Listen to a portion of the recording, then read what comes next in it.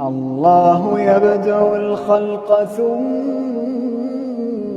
يعيده ثم إليه ترجعون